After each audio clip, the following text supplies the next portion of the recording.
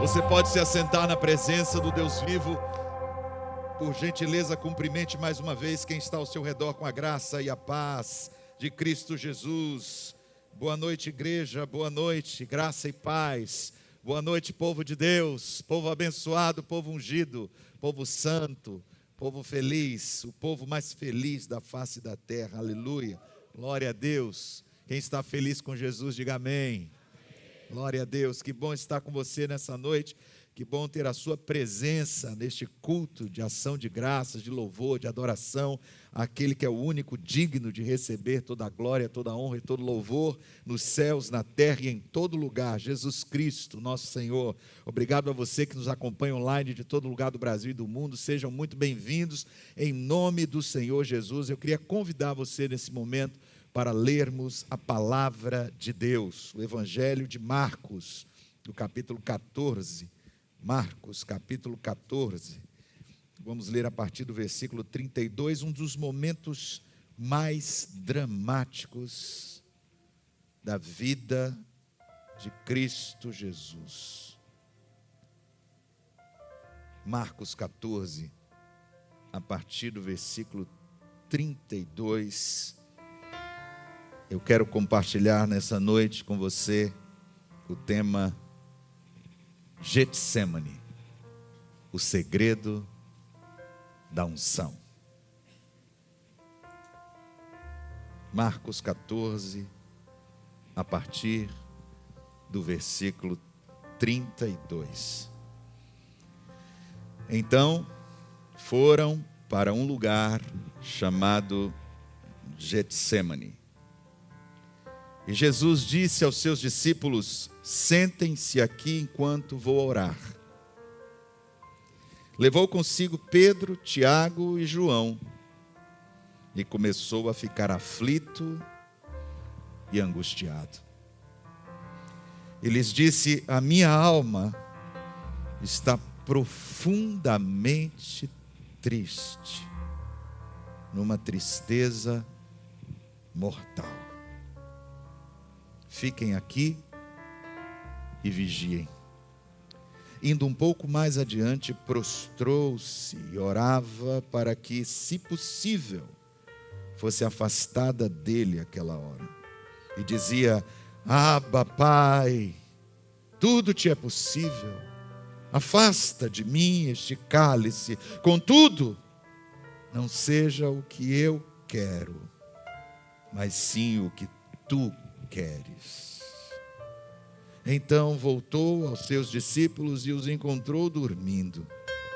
Simão, disse ele a Pedro, você está dormindo?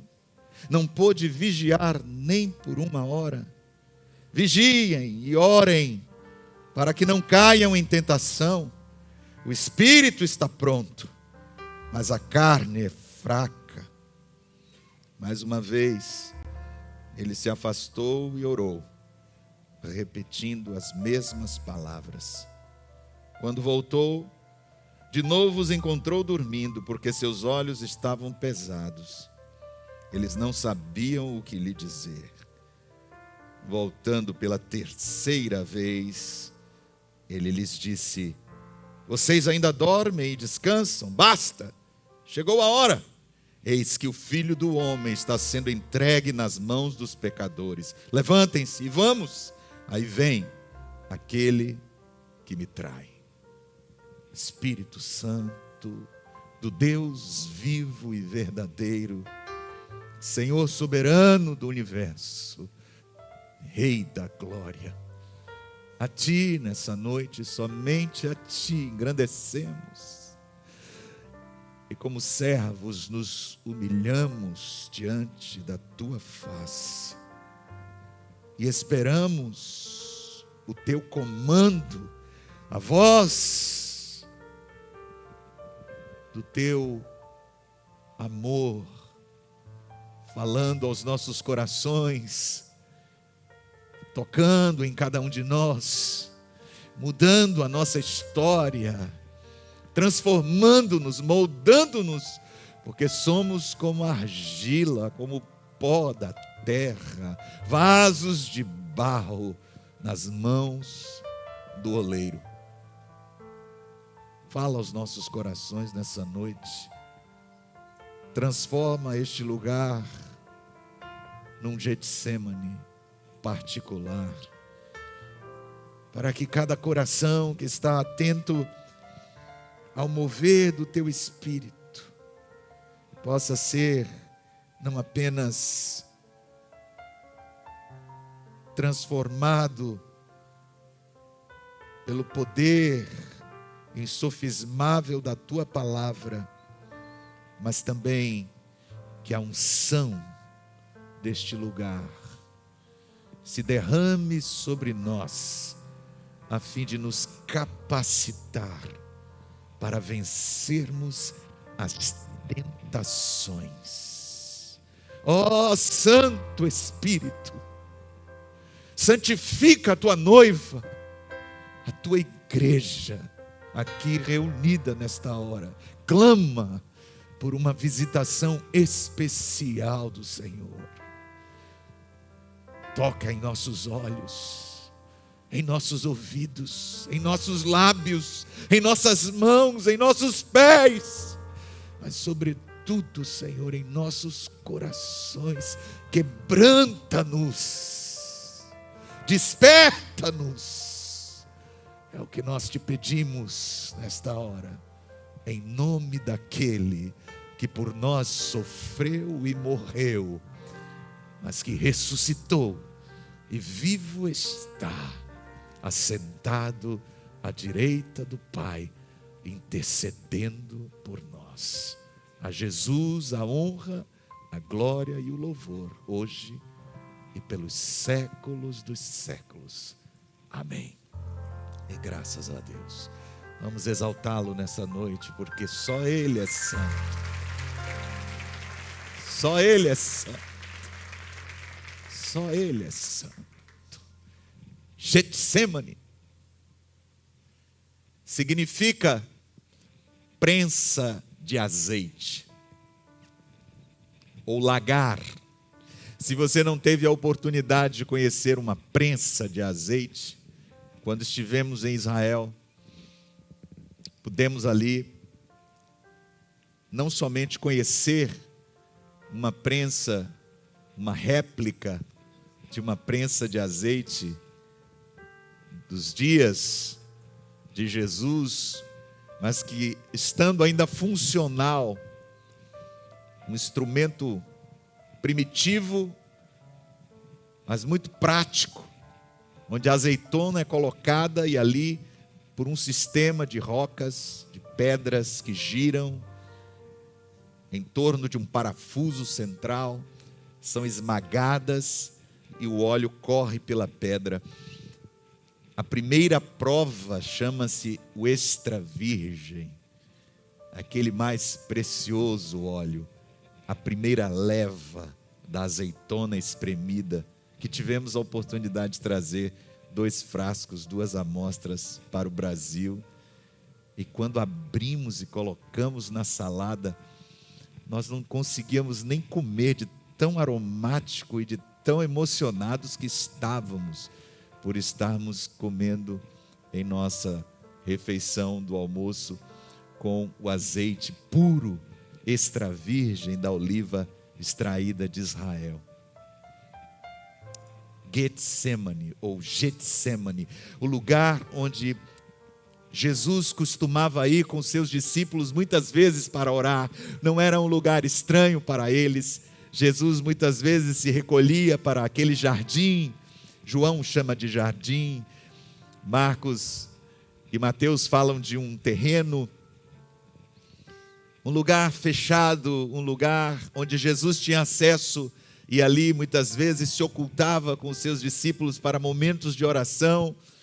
Mas nessa noite em especial, logo após a última ceia, ele atravessa o vale de Sidrom à luz do luar.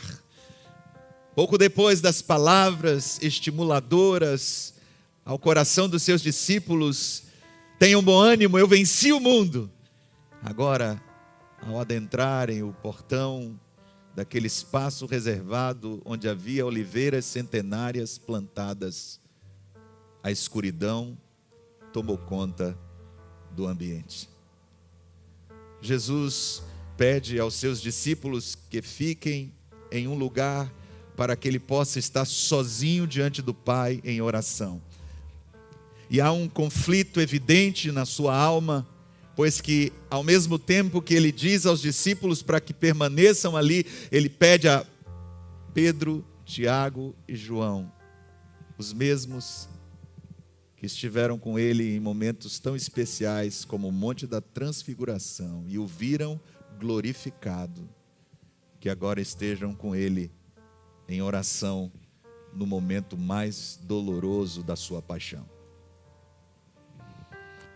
Quão humano era o nosso mestre. Todos nós nos identificamos com este misto de sentimentos, pois quando estamos passando pelos momentos mais angustiantes da nossa vida, sabemos como é conflitante, como é divergente o nosso pensamento. Ora, queremos que pessoas amigas, muito próximas, muito íntimas estejam conosco, para nos apoiar, para nos suportar, para nos ouvir. A necessidade de falar com alguém, de desabafar, de compartilhar algo do seu coração, estava tão presente na vida do mestre naquele momento. Por outro lado, sabemos que muitas vezes em momentos de dor e de angústia, nós queremos ficar sozinhos. A única coisa que queremos é estar sozinhos. Não queremos ninguém por perto. Queremos ter a liberdade de extravasar a nossa alma diante de Deus, e portanto buscamos o secreto, buscamos o silêncio, buscamos a solitude, para então nos conectarmos mais profundamente com o Senhor. Esses eram os sentimentos antagônicos que estavam no coração do nosso mestre, tão humano, tão parecido conosco, em tantos aspectos. Ele se afasta para orar. E naquele momento, ficamos a pensar sobre a sua declaração. A minha alma está profundamente triste, angustiada até a morte.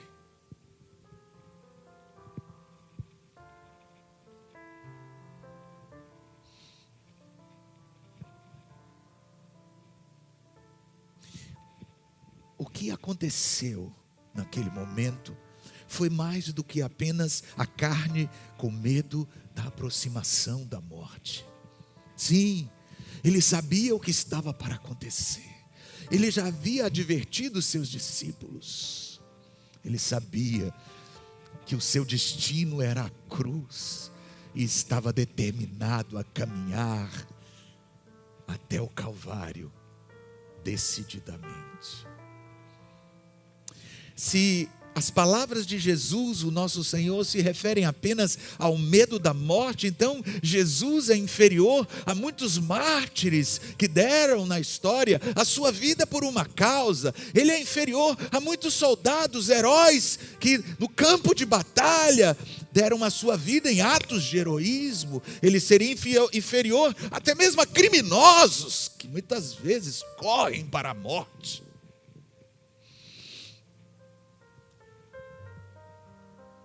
Não.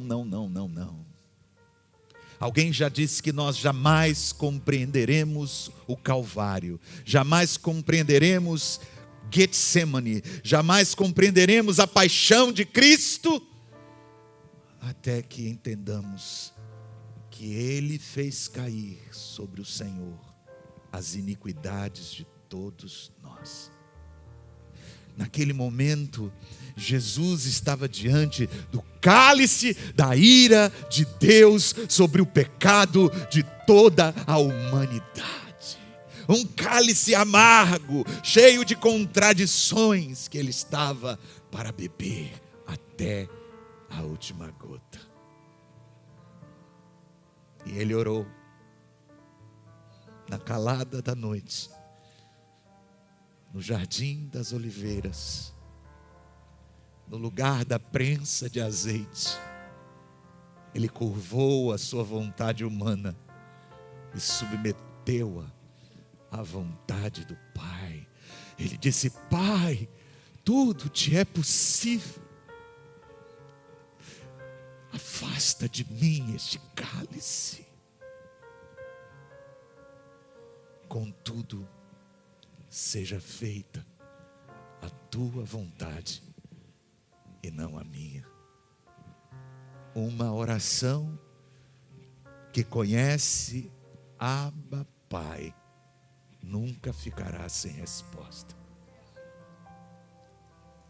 Aquele que diz ao Senhor: tira de mim, seguido de um contudo, sempre será ouvido.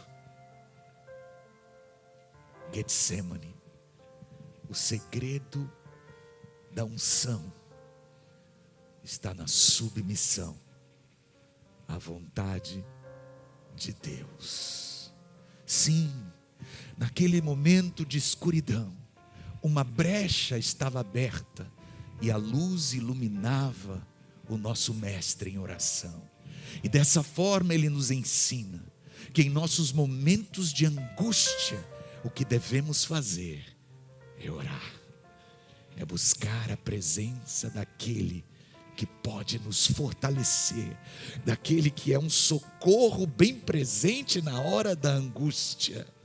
E ele orou e prevaleceu na primeira etapa, no primeiro round de batalha. Isso porque a provação ou a tentação do jardim das oliveiras é comparada à tentação no deserto no início do ministério de Jesus. Ali, logo após ter sido batizado nas águas e ter vindo sobre ele o Espírito Santo de Deus em plenitude, ele é impelido imediatamente ao deserto, onde jejuou e orou por 40 dias, e em seguida foi tentado pelo próprio diabo. Por 3 vezes, Satanás quis impedi-lo de seguir com o seu ministério público, mas foi esmagado no deserto pela vitória do Filho de Deus sobre as 3 tentações. Agora, no final do seu ministério, mais uma vez o inimigo, de forma sutil,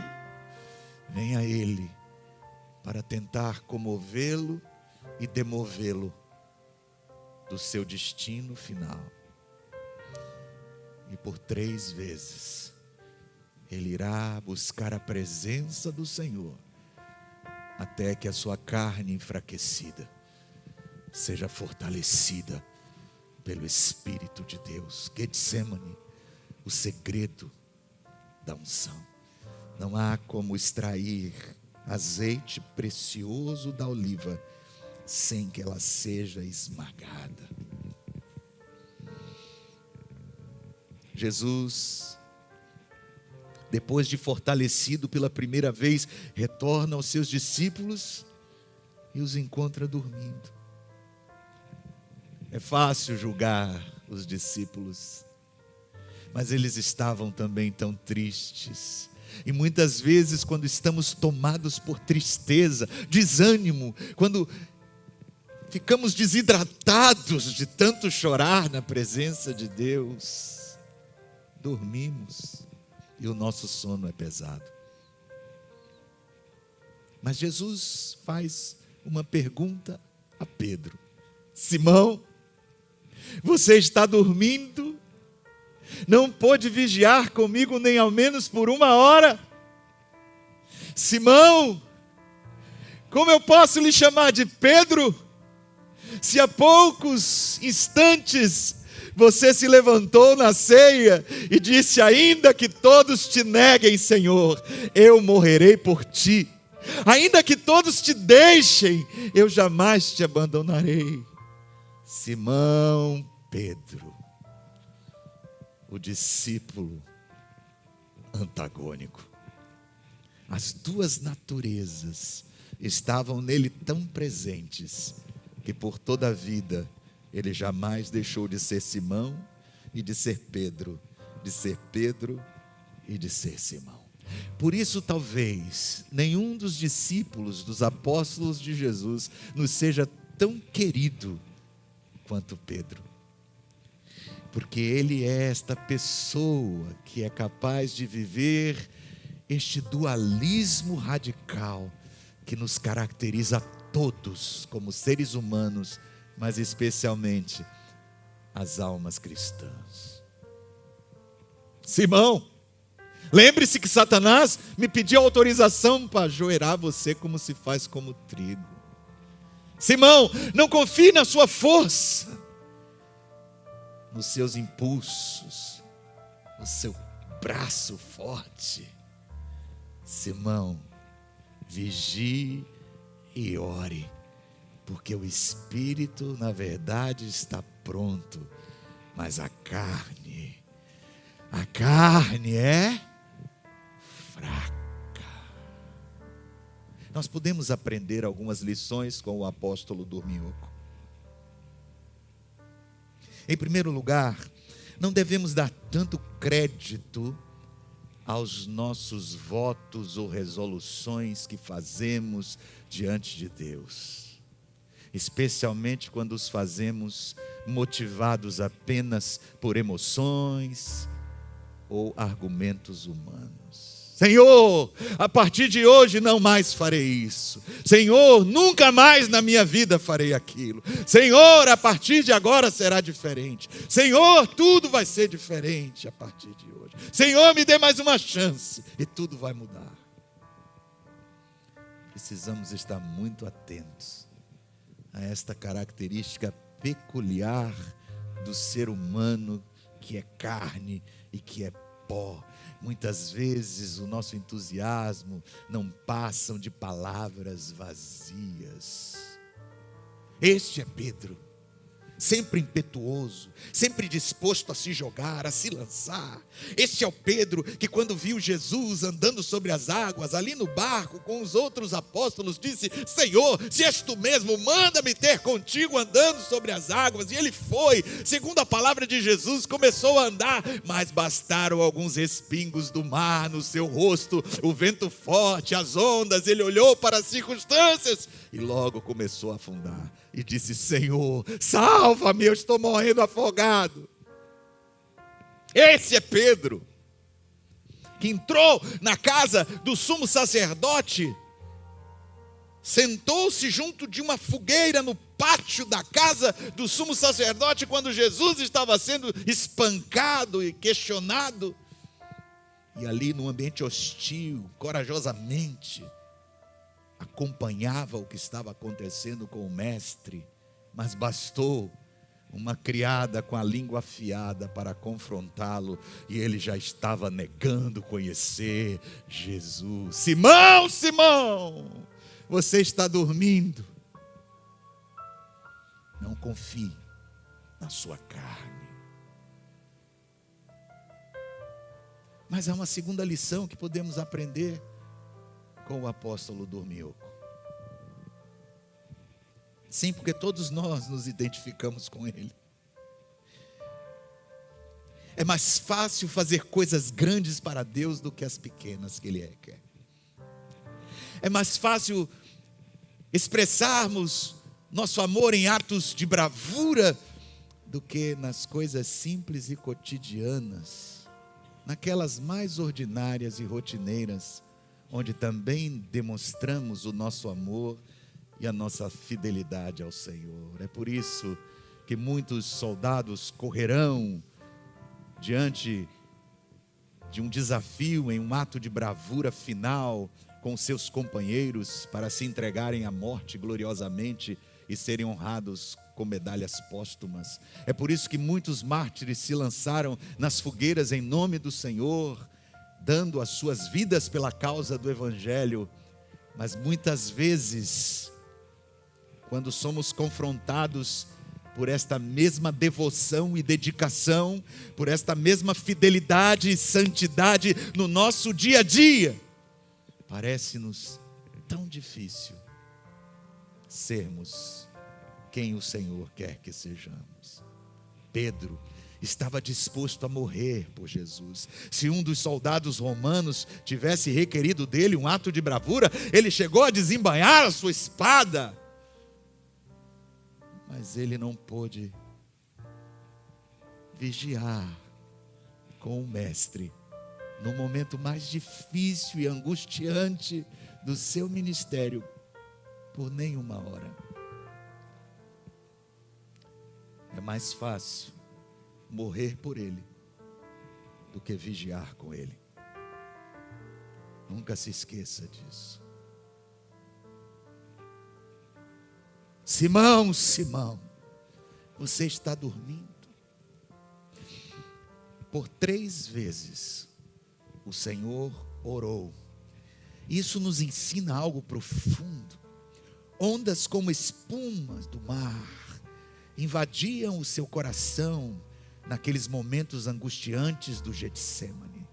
Ele orava e a sua carne se submetia, e o seu coração se acalmava. Ele se levantava, retornava para os discípulos, uma nova onda, e tentações vinham ao seu coração, e ele voltava e se prostrava, e os discípulos apenas viam que ele havia retornado, que as suas palavras eram as mesmas, que ele continuava orando da mesma forma, e então dormiam, e ele voltava e os interpelava, e uma nova onda vinha ao seu coração, e então ele voltava ao trono da graça de Deus, e ali se submetia mais uma vez à ação poderosa do Espírito Consolador, para que a sua carne novamente se submetesse e ele se levantasse, enfim, pela 3ª vez, vitorioso sobre todo e qualquer que fosse o impedimento humano, da sua natureza humana, contra o propósito de Deus, o seu Pai, de ir até a cruz e morrer por mim e por você,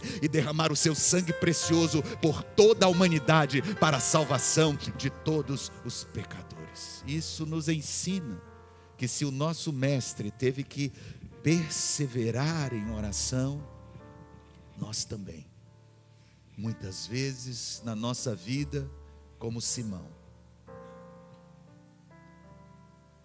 receberemos ataques, ondas, como espuma do mar bravio, baterão à porta do nosso coração. E não há outro meio de prevalecer neste momento, senão como o próprio Filho de Deus. Getsêmani, o segredo da unção. A unção despedaça o jugo. A unção quebra as cadeias. A unção penetra até a divisão da alma e do espírito. Juntamente com a palavra, ela produz vida dentro de nós. A letra é morta, mas o Espírito vivifica. Não adianta ler a Bíblia sem a unção. Não adianta cantar louvores sem unção. Não adianta orar sem unção. Não adianta pregar sem unção. Não adianta servir sem unção. Não adianta amar sem unção. Não adianta perdoar sem unção. Não adianta fazer nada para a glória de Deus sem unção. Porque então estaremos confiando apenas na nossa carne, no nosso braço. Getsêmani, lugar de esmagamento, lugar onde a azeitona é pressionada, triturada e o óleo de Deus vaza. Getsêmani, o segredo da unção. Ele disse: vigiem e orem, porque o espírito está pronto, mas a carne é fraca. Ao retornar pela 3ª vez, sabendo que poucos minutos depois, os soldados do templo, a mando do sumo sacerdote Caifás, chegariam para prendê-lo, poluindo os céus com as suas tochas flamejantes e perturbando o silêncio daquele lugar com seus gritos. Ele, que com apenas uma palavra fez todos caírem ao chão, logo em seguida se entregaria para morrer nas mãos dos pecadores. Vocês ainda dormem? Basta. levantem-se, vamos. E esta é a palavra que o Senhor tem para nós nessa noite. Porque nós podemos ficar indignados pelo fato de que neste momento em que o Senhor diz, basta, Ele está dizendo, vocês acabaram de perder uma grande oportunidade de estar comigo no último momento. Vocês acabaram de perder uma grande oportunidade de estarem comigo e de me consolarem como amigo. Vocês acabaram de perder uma grande oportunidade de me servirem. Agora não é mais necessário. Ele não precisava mais deles. Quanta gente tem perdido a oportunidade de servir ao Senhor, porque está dormindo o sono espiritual. Basta! Acordem! Levantem-se! Vamos! Já se aproxima a hora! Chegou o momento! Acabou!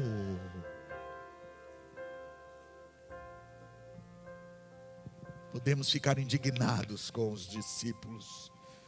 Podemos ficar apaixonados por Jesus e ao mesmo tempo indignados com a atitude deles. Como puderam dormir?